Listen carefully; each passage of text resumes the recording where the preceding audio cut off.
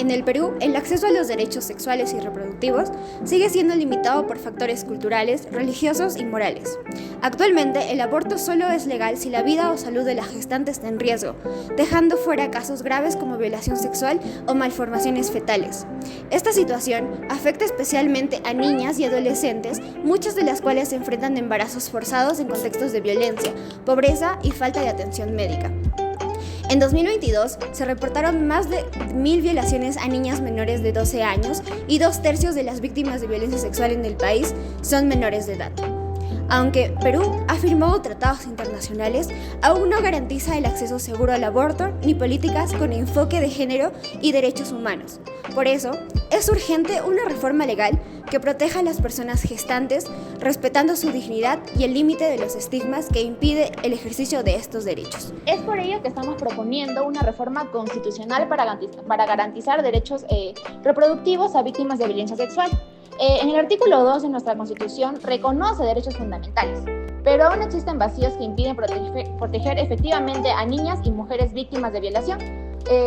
Por ejemplo, especialmente en casos de embarazos forzados, ¿no?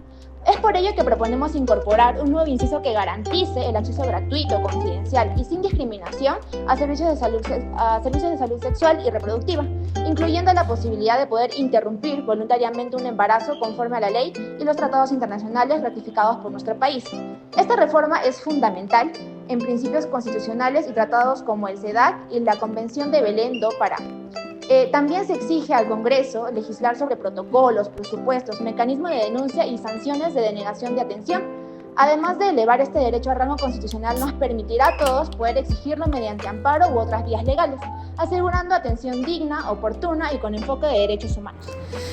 Por lo ya expuesto, es necesario argumentar el por qué es necesaria la reforma constitucional tomando en cuenta jurisprudencia internacional con relevancia en nuestro país. En primer lugar tenemos el caso Camila versus Perú, que muestra cómo el Estado violó derechos humanos al negar un aborto legal a una niña que había sido violada sexualmente. El Comité de la ONU concluyó que esto vulneró su dignidad y su salud.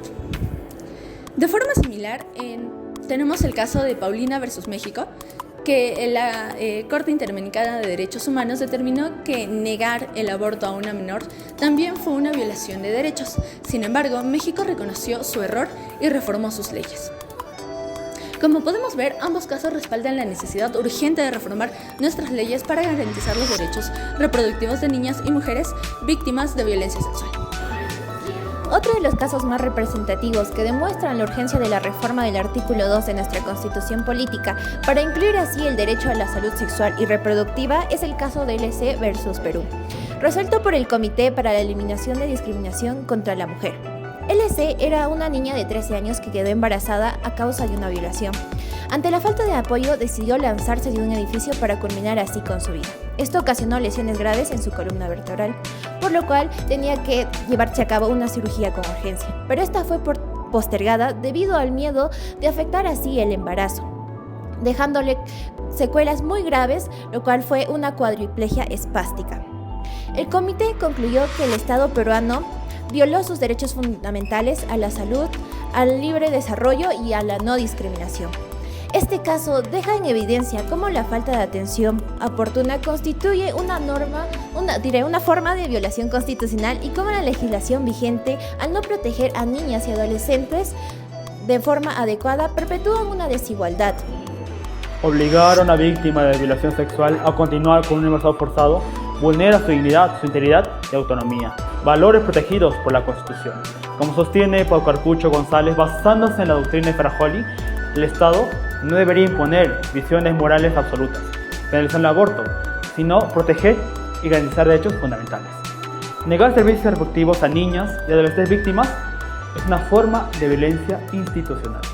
Por ello el enfoque debe ser garantizar servicios seguros, desde una perspectiva de derechos humanos, conforme a los tratados como la Convención de Eliminación de todas las formas de discriminación contra la mujer y la Convención sobre los Derechos del Niño.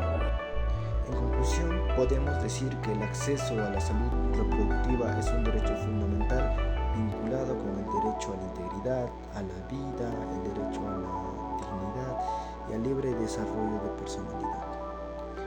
La violencia sexual representa una forma de violencia inconstitucional violación de los derechos humanos. En recomendaciones podemos implementar programas públicos para que